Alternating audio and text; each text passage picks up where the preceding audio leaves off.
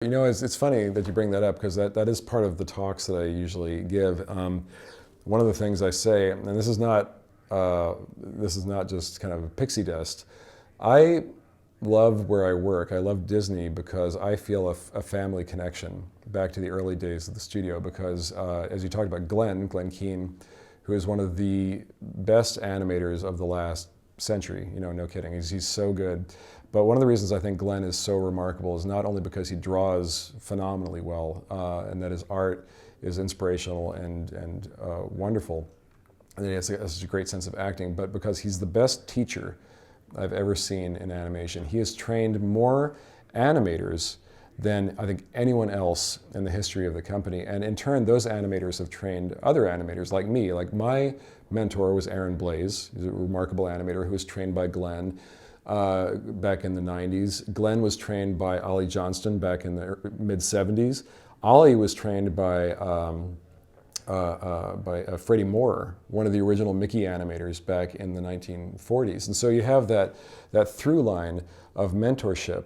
You're learning from people who care deeply about their craft, and you're carrying on that legacy. It's like people learning how to craft an amazing violin or an amazing piece of furniture, or artists. You know, they used to have, back in the day, artist shops where, you know, Michelangelo or other artists would teach their students, and as that teaching went out, you could see the styles change. So all of us draw in a different way, all of us bring different things to our storytelling, but the fact that we are a collaborative medium, animation I think almost more so than any other filmmaking medium, we are a sort of a repertory theater of artists and technicians that all push and pull against each other, and we learn from each other, because I know some things, but the people around me are remarkable at a million things. Like we have remarkable character designers and technicians, people who are mathematicians and engineers. We have cinematographers and musicians. Michael Giacchino, who wrote the score, taught us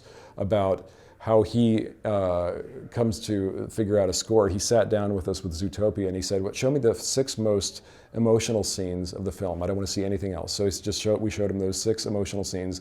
He absorbed that. He went home, and in 2 weeks, he wrote this little 8-minute suite of music where he didn't know where the themes would fit. He had no idea where they would fit in the film, but he was taking that and emotionally processing that and, you know, creating something that was purely from his gut reaction. And then those themes found their way into the film. And to see how other people approach creative problems and creative challenges informs what we do for storytelling. So I feel like I'm in a constant state of learning. I think that's why I'm kind of a lifer with this job, because I'm not bored. I never get to the point where I go, I know everything there is, I'm done, because I'm constantly figuring out that I know less than I think, and I think that's a great thing to have. It's just it's a great job because of that. Well, I think the main thing I think that, like Rich and I have said is, and it seems obvious, but just don't give up is one thing. Is because, you know, if you care deeply about something, if you have a passion for it, that passion is going to drive you throughout your career. And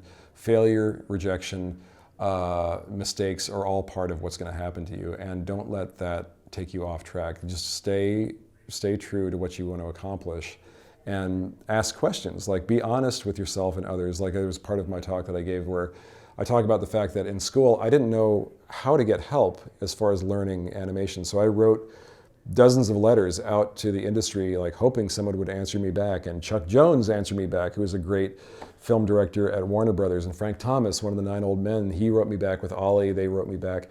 And then, remarkably, a guy you probably don't know his name, but he's an animator named David Block, who worked on the original Winnie the Pooh. David took the time to actually interact with me and called me up for several years while I was in school and checked in. It's like, how you doing? What books you reading? What you drawing lately?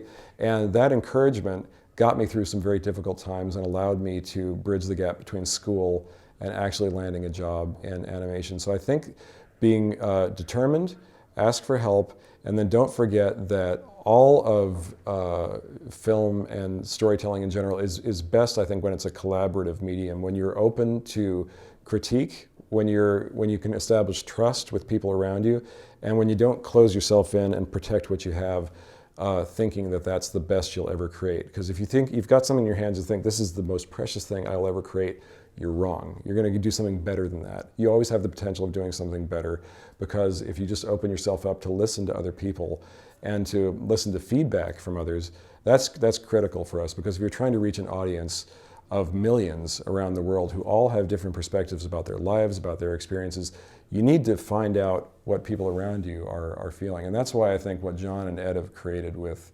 Disney and Pixar is so remarkable, especially Ed. Like if you look at his goal at one point was to create the world's first CG animated film, which he did, which was Toy Story.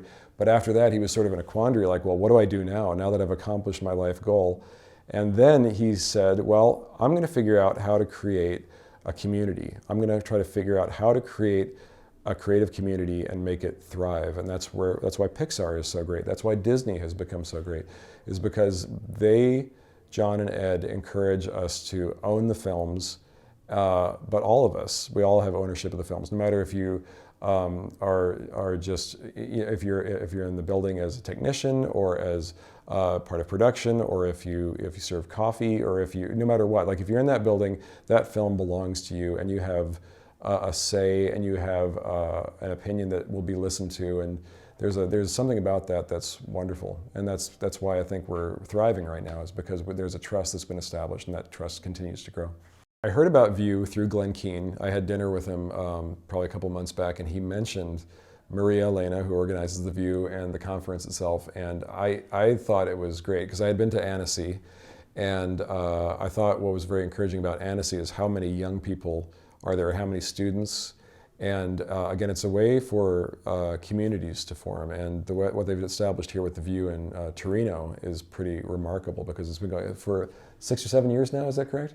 I think this is the 17th year. Oh, 17th year, well, it's a long time, so Yeah. it's like, but and to see these things grow from, little niche interest celebrations to something that's really pretty massive when you think about it, where people can come and talk to each other about things they love. They can talk about film, technology, they can talk to different people who are actually from the industry.